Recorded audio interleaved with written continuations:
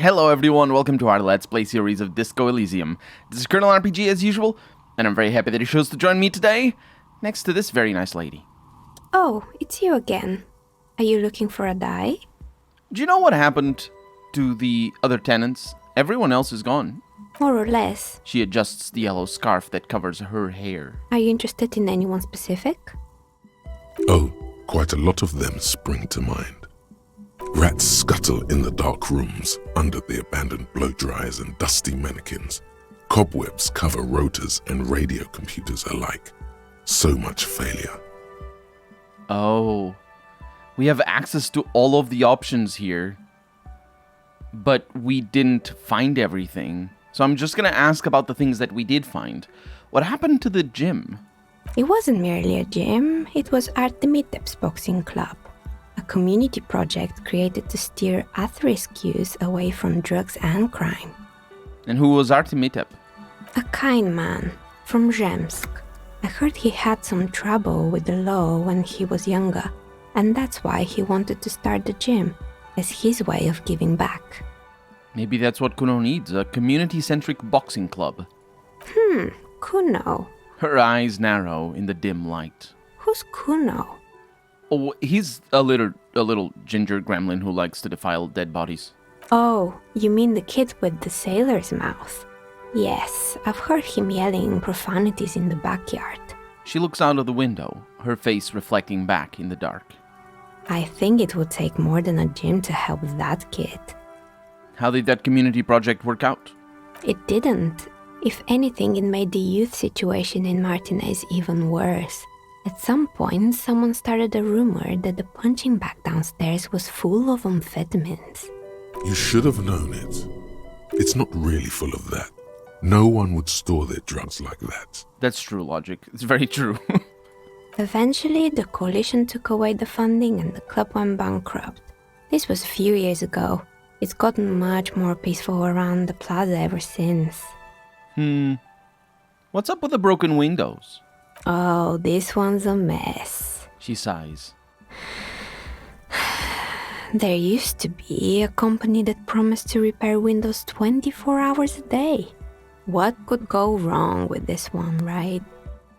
Turns out, the business was actually set up as a front for an illicit group that was producing snuff milias. Who would have guessed? And they never cleaned up the debris either. Now it's just littering the hallway and I have no idea how to get rid of it on my own.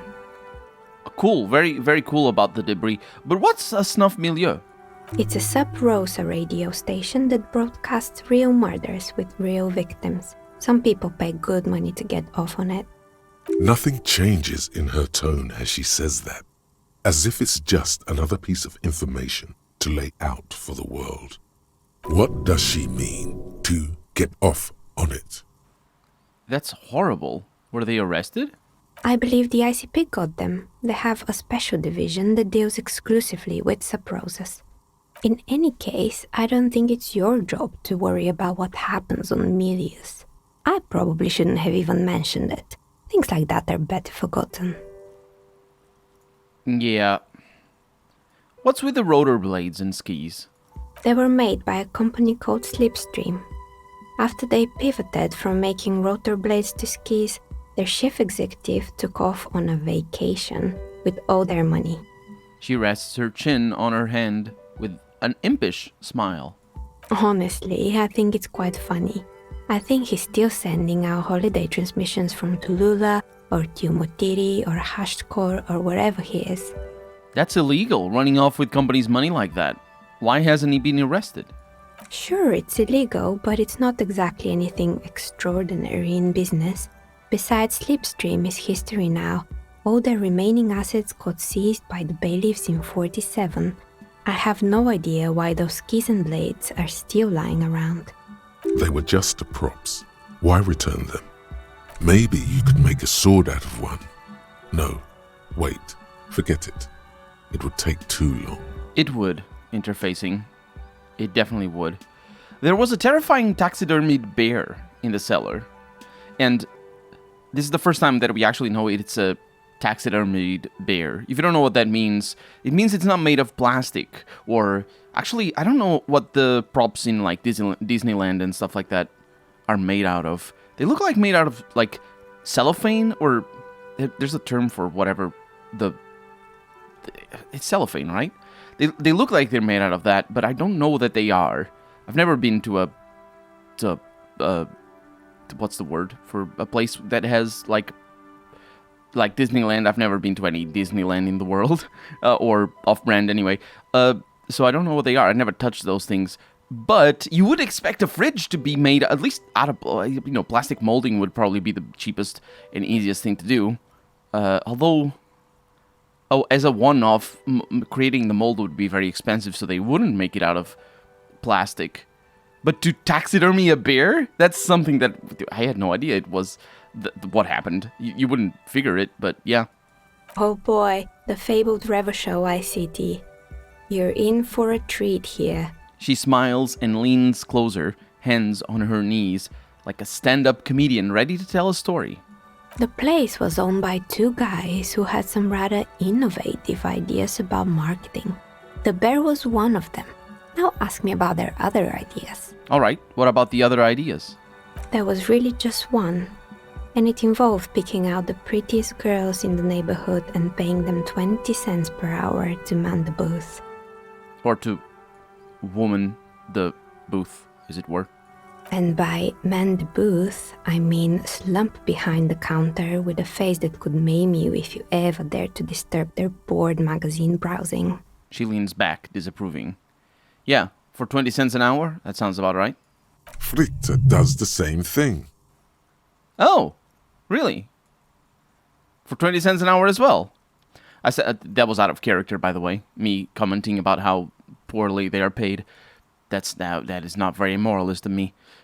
I know a girl just like that. She works in Fritta as a cashier, and she's not particularly friendly, says my character, although I think she's really friendly. Employing soaky teenage girls is a widespread practice, yes. Unfortunately, they always come in packs. I'm talking about acne-ridden girlfriends and gorilla-like boyfriends loitering near the shop. At least that's what happened with Ravashow ICT. And they already had the bear. She closes her eyes as if remembering something painful. What about the bear?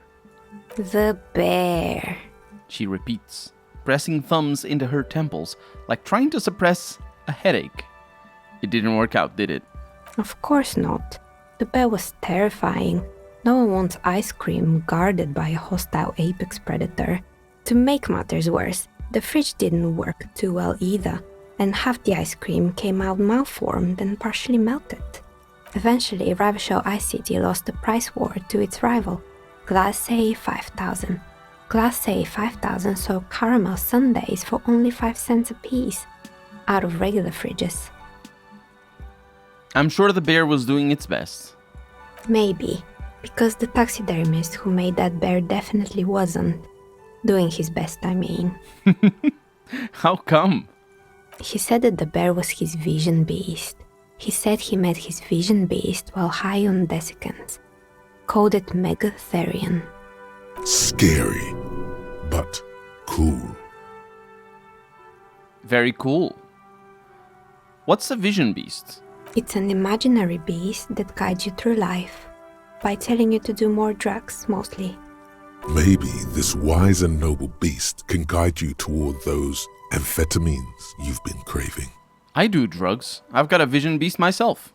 Do you? The dice maker raises an eyebrow. Well, good luck keeping it under control. Anyway, now you know the story of the fallen ice cream empire. She seems almost sad, finishing the story.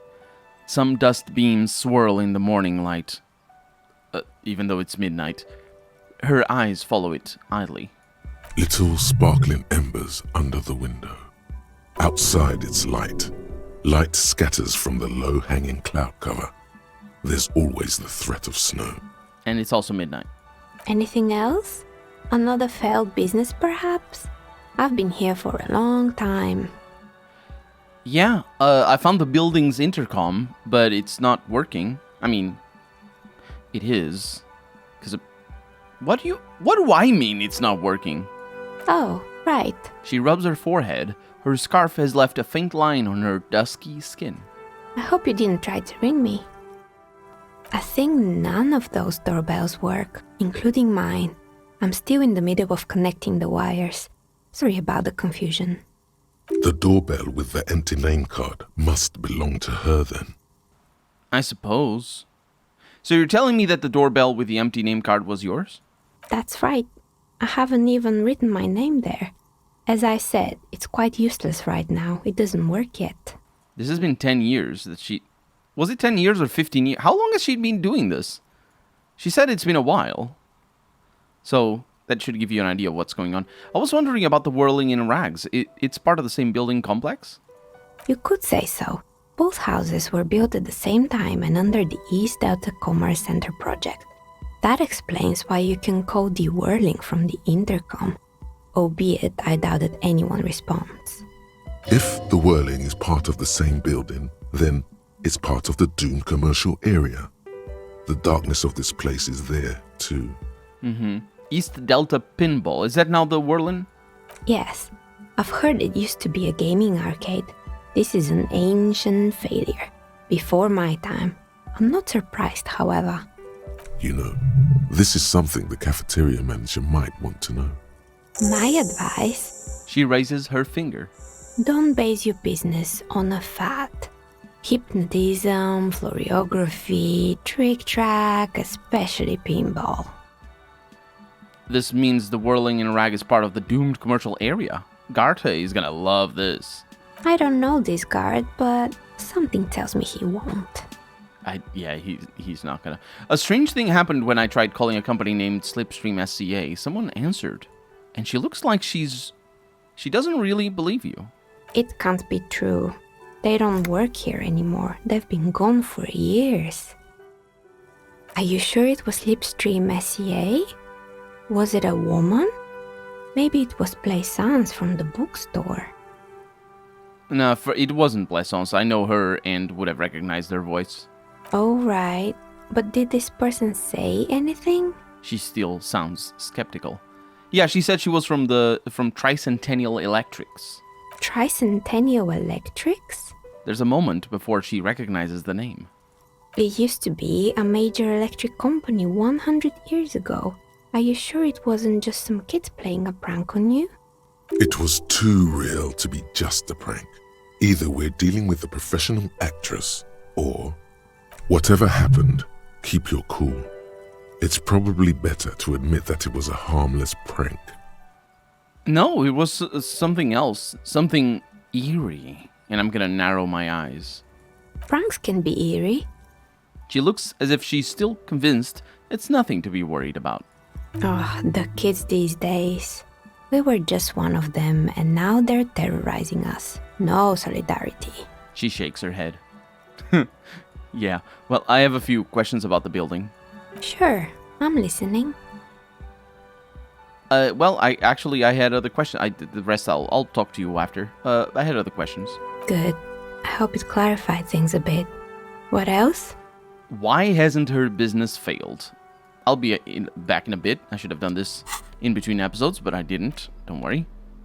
The man from Helmdal. I will get shivers because it's a sprawling saga. Also, it's a t-shirt. Oh, it's you again. Are you looking for a die? Yeah. Why hasn't her business failed? You feel nothing. If anything, it's uncomfortably warm in here. Well, I'm gonna start taking my clothes off. You need to connect. Excuse me, what are you doing? The dice maker stares at you while you start to fuss with your pens. The zipper, it's stuck. Oh no, not the zipper. She rolls over to the other end of her table with her chair, looking for something to grab from the toolbox. A tool to get the zipper open? Yeah, is it just me or is it hot in here? No, I don't feel hot. We're in a derelict smokestack. If anything, then it's cold here. I'm trying to lower my body temperature. And why would you do that? It's part of this special technique I have. And what technique is that? She squints at you, a little astonished at what she's hearing. You still haven't gotten your zipper open. Okay, hear me out. Sometimes I get these feelings. Officer, this isn't how mature adults deal with their feelings. Now you feel something. The cold damp of shame washing over you. No, it's not like that. It's like I feel the wind, or I don't know, the air pressure, and then the air tells me things. The air pressure told you to take your pants off in my studio? Yes, exactly. Can you please employ this special technique somewhere else? I work here and my work requires concentration. Half-naked people don't help with that. She turns away so that you can zip up your pants again. I'm very sorry. This character is terrible. I'll be back with less pants dropping. I need to remember that it's the bad options that I'm choosing. Okay, so, the doomed hostel. Yeah, we need to go back to Gart for that. He's probably still up, so I'm not really, I don't think anything bad is gonna happen if I tell him that. But, yeah, so we're not gonna explore anything else. I am, however, we're not gonna try to mess with things without Kim being here. Looks like the remains of the 24-hour window repair shop. Huh. Yeah, so I am, however, gonna try to get into the shop. Because that'd be interesting. The store on the other side is closed for the night. Come back tomorrow. Unfortunately, I'll have to. But that was a green check. That means I got 10 cents. 10 cents because I did that. Wow. It maybe should have been a blue check rather than a green check. Because the, encyclopedia thing or knowledge or logic. Either way, this is not where we need to be. Let's go downstairs. Because there's only one exit. I think it is downstairs. There. The bear's eyes are still glowing red. Yeah. Let them glow red a little bit longer. Or quite a lot longer, in fact. Because we're not going to mess with them. In my first playthrough, I actually took the body there. Instead of telling Kim to take the body somewhere else. The body's going to spend the whole day tomorrow here again, because I don't want Kim to leave for the whole day. Fuck, does Kuno care? The boy turns to you and he doesn't care. I took care of the drug situation. Alright, so you got Kuno's kilo. He rubs his hands together. Here is how we do it. First, you give Kuno's kilo, then Kuno gives you half back. That's how we split it. It's the best way. Street way. Aren't you going to ask how I got past your dad? Word on the street is, you sent your little friend in dressed as a hooker, distracted him. That's some sick shit. Tell your little slanty-eyed friend, respect from the Kuno. Kuno wants to hear all about it, but first we split the kilo. He leans in. Then we shoot the shit. By kilo, you mean gram, right? Kuno knows what Kuno means. Alright, fair is fair. I'm not ready to make this decision. The fuck are you talking about? Getting Kuno all worked up for nothing? Okay, I'm off. Kuno doesn't fucking care. It's a good thing, even though you just said that you were worked up. Now, what I'm doing here is I'm gonna equip my endurance jacket, because I might be about to have to actually shoot the shit, and I will die. Fuck, does Kuno care? Doesn't. Kuno doesn't. So, drug. Alright. Alright, fair is fair. I'm gonna give Kuno the vial. Wow, that's heavy. He waves the minuscule bottle around and then slips it into his coat pocket. Out comes another similar vial from the sock above his running shoe. There you go. More than half in there. Kuno's fucking honourable like that. Okay. Now tell me, how the fuck are you still alive, pig? I looked around in there. It's not the easy life you've got going on in that apartment. The fuck do you know about Kuno's life? Kuno's got plans. Get the fuck out of here. Yeah, we got plans. 6 meters underground, below piping from before the war, the collapsed remains of the Martinez storm drain system. There are 2 stolen flashlights with piles of batteries next to them, beside 2 bedrolls, in the dark and opening into the lower tunnels. That's their plans? Huh. Kuno, I met your dad. Yeah, you do some Sambo shit, sneak in. Was the Beano-clad hooker thing real? Kuno, your dad is a half-dead alcoholic. He was sleeping under some clothes. What? His eyes become large and round. His posture changes.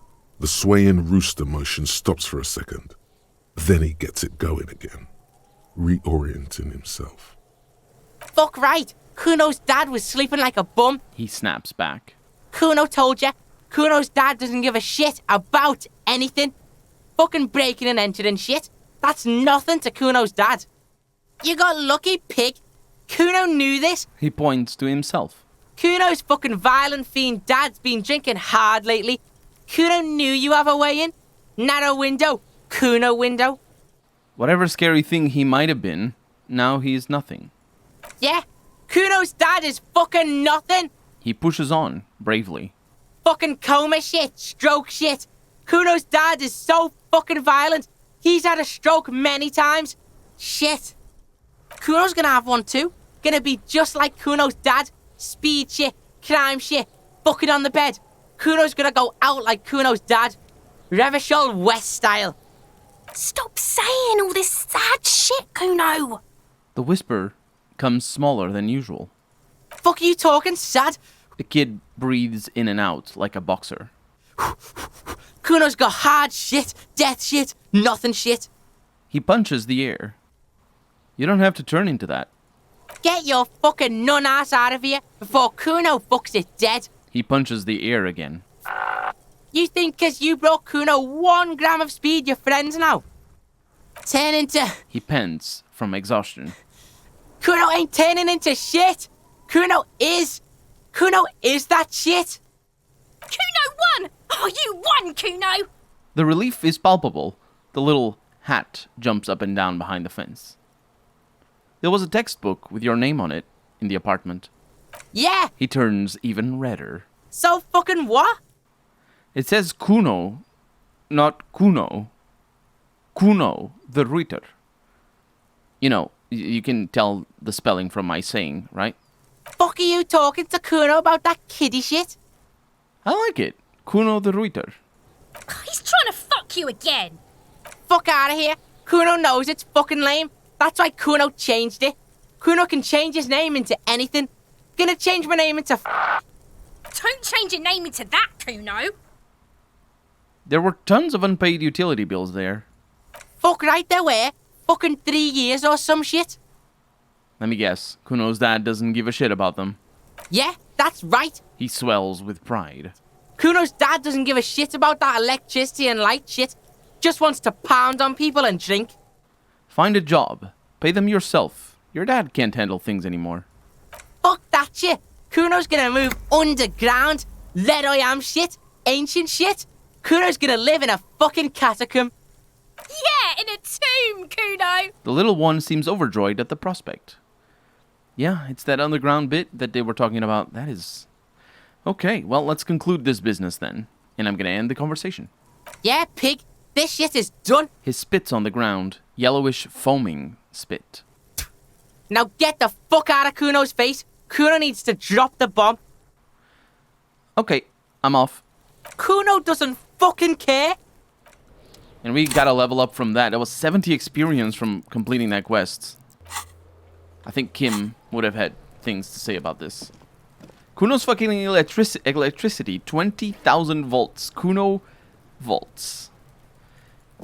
Yeah, Kuno. Yeah, his story is not a happy one. I don't think there's any ending that makes it a happy story at all. Let's have a chat with Gart about the doomed commercial area. He's so done with me all the time. Can I help you? He arches an eyebrow. Yes, a thing about the whirling. Another thing. Great. I love those. I have to warn you, I may have discovered that the whirling is part of the doomed commercial area. What? He looks mildly startled. Why would you say that? We're at a completely different address from that whole thing. So he knows of the doomed commercial area and its address. He's thought about this. Wait, so you know of the curse? Everyone knows of it. Yeah, the whirling is listed on the intercom outside as one of the businesses in Building B. You should get your wiring fixed. I tried to call and couldn't reach you. I've been working here for a long time, and that intercom has never been used by the whirling. Hold on, not once? Isn't that already a sign of decline? It's a sign of the whirling in rags not being part of the doomed commercial area. If anything, we're revitalizing this neighborhood. The whirling was once the East Delta Pinball Arcade before it failed. It's only a matter of time before the whirling fails too. Does this look like part of a doomed commercial area? He makes a sweeping gesture. This pre-revolutionary tilework, these high ceilings, the nice rooms, well, most of the rooms. For 14 years, man. That's how long I've worked here. I've kept this place up through hail and through sleet.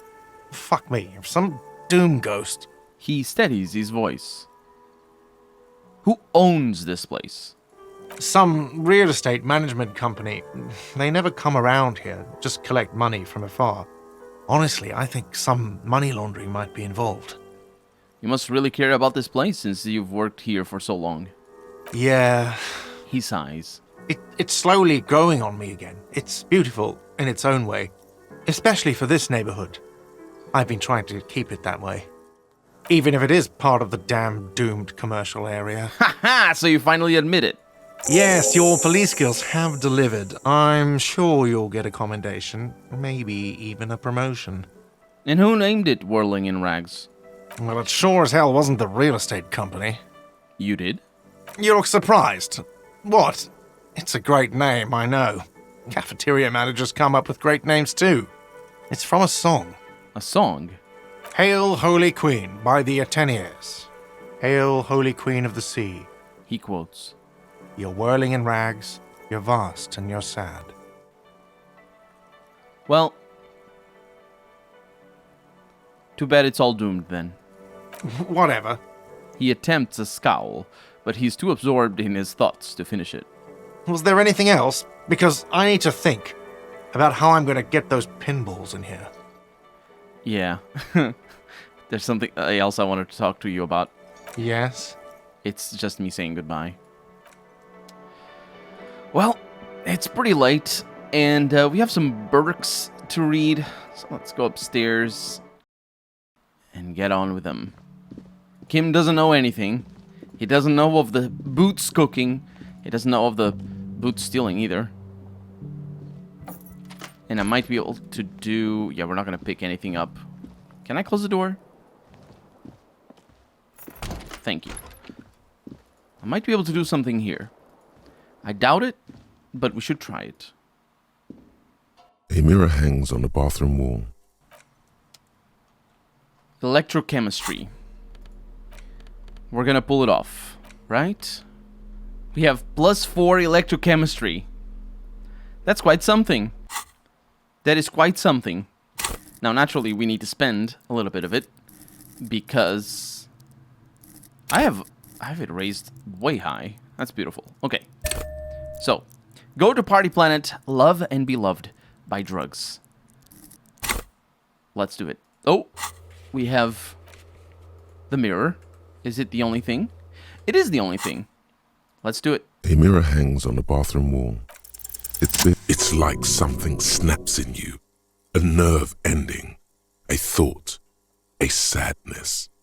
Your face in the mirror is suddenly clean of the layer that had distorted it for God knows how long. Just like that, it's over. The running gag that your life had become. A sad old man looks back at you. I'm gonna let the mirror be for now. The expression is gone. And so is our time for this episode. So for right now, I'm Colonel RPG, and this has been Disco Elysium. I really hope you've enjoyed it, and if you did, go ahead and leave a comment, like the video, but above all, thank you so much for watching, and I hope I'll see you next episode. Bye-bye.